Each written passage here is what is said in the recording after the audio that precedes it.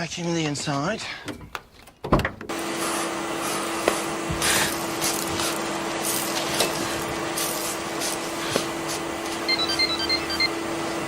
Hello? Hold on. Of course, yes. Based on a true story, the movie 3096 Days opens with Natasha Kampusch skiing down a mountain, seemingly alone with her thoughts. She comes to a stop at the bottom of the slope, where a group of skiers passes by, revealing that she is not actually alone. A man stops next to her. Their eyes lock for a moment, and he seems to understand the silent plea in her look. He leads her to the bathroom, first checking that no one else is inside, before letting her enter while he waits by the door. Inside the stall, Natasha hears another woman whom the man had not noticed earlier. She hurries to get dressed and then hesitantly follows the woman to the sinks. Glancing around to make sure the man isn't watching, she quietly approaches the woman and asks for help, revealing her name, Natasha Kampusch. The film flashes back to a younger Natasha dancing at a bar with her father. He appears heavily intoxicated and proposes a toast with his friends. As the night wears on, Natasha wanders outside alone. She tries to tell her father that it's getting late and that her mother will worry, but he laughs it off, promising they'll leave soon. The next morning, Natasha wakes up to her mother yelling at her to get up. Her mother tells her to put on the dress she made, but Natasha complains that it makes her look fat. Her mother coldly replies that she should stop eating so many biscuits, highlighting their strained, unsympathetic relationship. Natasha reluctantly puts on the dress. Her mother continues yelling at her to hurry, insisting she'll be late for school. Natasha slumps at the table, saying she's tired. After staring at her for a moment, her mother confronts her about her father taking her to the bar the night before. Frustrated, she declares that bars are no place for children and threatens that if her father brings her home late one more time, Natasha won't be allowed to see him again. When Natasha tries to protest, her mother slaps her. Stunned, Natasha silently walks away without a word and heads to school. Her mother attempts a half-hearted apology, but Natasha keeps walking.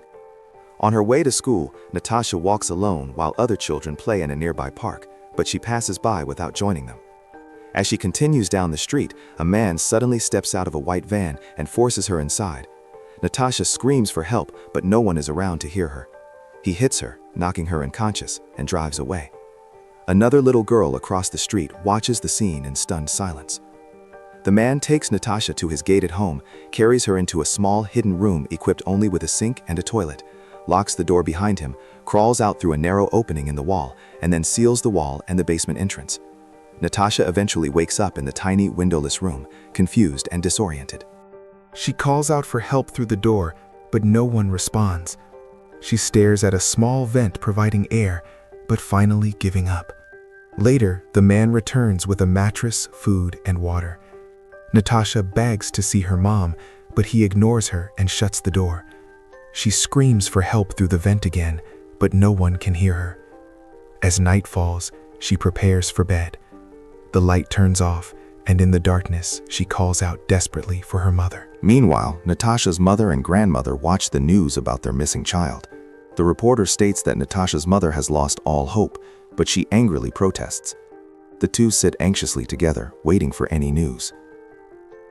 Back in the basement, Natasha paces back and forth endlessly to cope with the boredom. She loses track of time and wonders aloud what day it is before the light shuts off, signaling bedtime. Wolfgang's mother visits his kitchen, listing off supplies that should feed him for the week. She offers suggestions for meals, but he responds with awkward, impish jokes that she doesn't understand. Their stilted exchange reveals a similarly distant and strained relationship, mirroring the one between Natasha and her own mother. Later that night, the two watch the news together about Natasha's disappearance and how she was likely abducted on her way to school. His mother makes a callous remark suggesting the girl is probably being abused. Wolfgang quietly replies that perhaps the kidnapper is just crazy. One day, Wolfgang begins shampooing Natasha's hair. When she hands him a letter she has written to her parents, asking him to send it, he takes it without comment. Moments later, she uses what he considers too much shampoo, prompting him to complain that it's too expensive. In response, Natasha sarcastically suggests he simply let her go. This sparks a heated back-and-forth argument in which Wolfgang cruelly insists that no one wants her and that her parents aren't even trying to pay a ransom or search for her. The argument escalates rapidly. He dunks her head underwater mercilessly, yelling that he can't stand her tears before storming out abruptly and leaving her soaked, sobbing, and forced to clean up the mess alone. One evening, Wolfgang is relaxing in the garden with his mother and grandmother, enjoying drinks, when the police arrive unexpectedly. They ask to inspect his white van. Wolfgang complies sheepishly and inquires if this is about the missing girl. The officers confirm it is, explaining that they've been checking numerous similar vans without success. The van is now filled with tools and work equipment. Wolfgang claims he used to work in telecommunications. He makes awkward small talk while one officer steps dangerously close to the hidden basement entrance. When they ask where he was on the day of Natasha's disappearance, he says he was home alone. As they press him further, he deflects by offering them beverages. They decline, insist they must leave, and depart without finding anything suspicious. In the cellar, Natasha dreams of happier times with her parents, dressing up while they laugh lovingly and take photos of her. She is awakened by Wolfgang bringing breakfast. She asks for a clock to regain a sense of time. He agrees and also installs an intercom so he can speak to her from upstairs. While he's working, she questions him about the letter she gave him, wondering if he sent it as requested. He lies and assures her he did. Later, alone, he tears it up.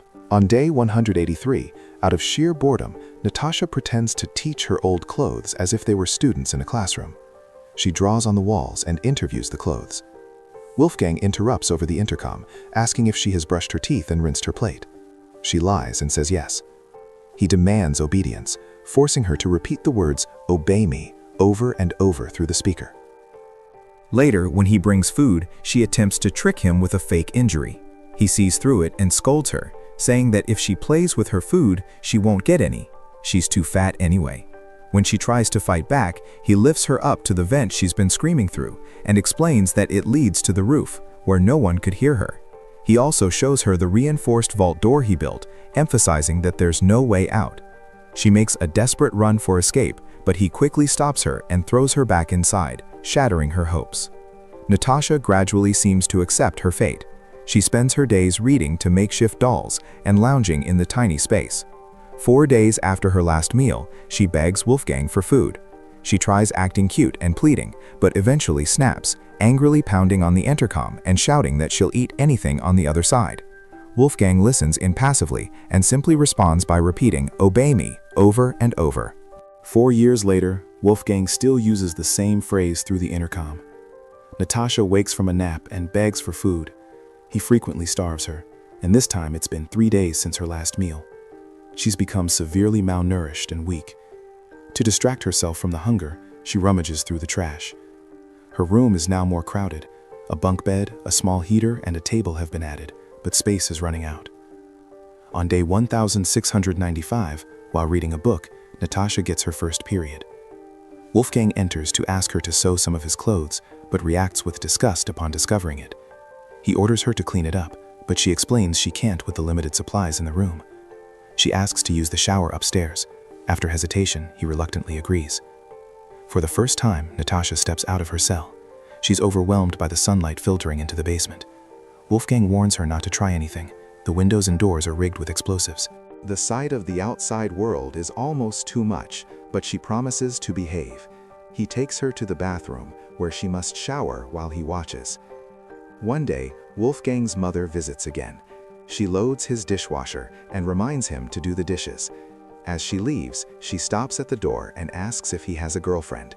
Confused, he denies it. She pulls a single blonde hair from his shirt and says Grandma was starting to worry he might be gay.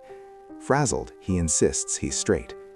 Later, he takes Natasha upstairs to shave her head to avoid further suspicion from stray hairs.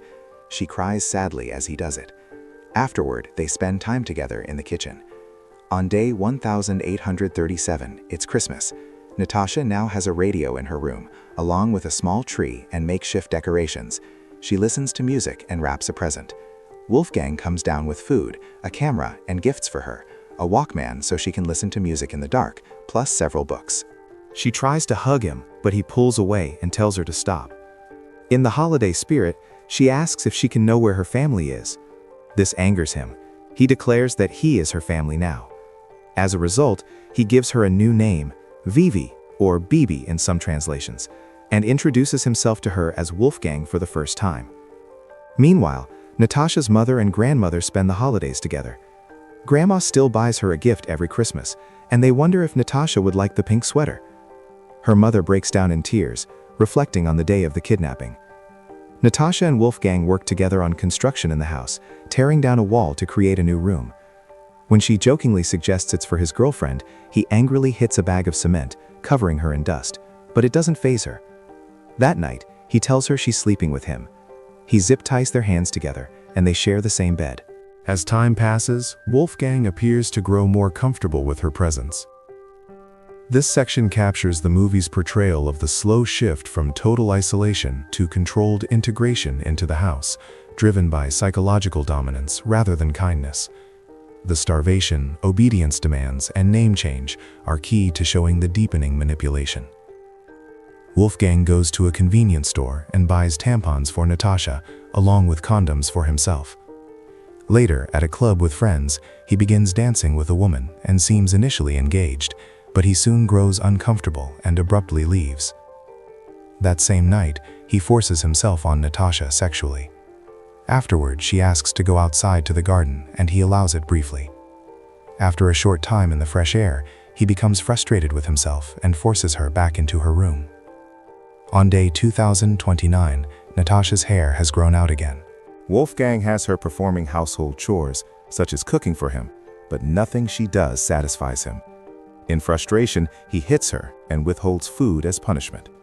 Starving and desperate, Natasha tries to sneak some food, but he catches her and forces her to spit it out. In the following days, his cruelty intensifies. He plays sadistic tricks, such as locking her in a dark pit to torment her further. Eventually, Wolfgang begins taking her out on errands with him. He lies, claiming he has a gun and will kill anyone, including her, if she tries to attract attention. For the first time in years, Natasha observes ordinary people going about their lives, unaware of her captivity. In one store, he briefly leaves her alone, but the words "obey me" echo in her mind. She cannot bring herself to ask for help or run. On day 2175, the new room they have been constructing together is finally complete. Despite doing most of the labor herself, Natasha feigns surprise when he proudly shows it to her. His mother also admires the new space, and the two enjoy drinks together at his freshly built garden bar. Back in her room, Natasha listens to the radio. An announcer reports that 6 years have passed since her disappearance. Wolfgang takes her to the new room, dubbing it the Aphrodite Suite. He makes her wear lingerie, declaring it their wedding day. When she asks why he chose her, he explains that he first noticed her as a young child in a store where their eyes locked. He confesses that he meticulously built the secret room from scratch, all for her. He then proceeds to have sex with her. Later, overwhelmed, Natasha starts a fire in her room in an attempt to commit suicide. The smoke becomes too much, forcing her to extinguish it. She tries to clean up and mask the smell, but Wolfgang notices and beats her in rage, telling her she is not allowed to kill herself. She responds defiantly that if she cannot leave, then one of them must die. Afterward, she begins documenting each beating on scraps of toilet paper, storing them in a hidden box. The film cuts back to the opening scene. Wolfgang is attempting to teach Natasha to ski, but her legs are too weak from years of malnourishment to maintain balance. Similar to the film's beginning, he stands guard outside the bathroom door while she enters. She approaches a woman and quietly asks for help, but the woman does not speak English or German in the film's context and walks away, oblivious. Later, Wolfgang questions her about it. She lies and says nothing happened. Unconvinced, he beats her again. She adds this incident to her growing collection of documented abuses. On day 2908, Natasha's 18th birthday, Wolfgang surprises her with a cake shaped like the number 18 and a new dress, which she puts on immediately. The two dance to music as he tries to teach her steps. One day, while working together in the garden, a neighbor spots them over the hedge. They exchange an awkward greeting, but nothing comes of it. Their routine settles into a tense, uneasy coexistence. One day, Natasha is tasked with cleaning the inside of the van, the same one used in the abduction. While she vacuums, she notices the gate is open. Wolfgang, having grown complacent, leaves her alone to take a phone call. Seizing the moment, she runs. Wolfgang returns too late. She is gone. After fleeing and finding help from an older woman working in her garden, Natasha alerts the authorities. On day 3096, the police arrive to take her home. Wolfgang, realizing the end is near, commits suicide by lying down in front of a train. Natasha is finally reunited with her parents, embracing them in an emotional, tearful moment as paparazzi swarm outside, capturing her triumphant yet traumatic return to the world. This completes the full summary of the movie. The film ends on a somber note, emphasizing the lasting psychological scars rather than a triumphant Hollywood resolution, staying true to the real events while dramatizing the emotional and physical abuse for impact. If you've made it this far, comment with the words tartar sauce, subscribe, and hit the like button to help an unemployed person. Until next time, bye-bye.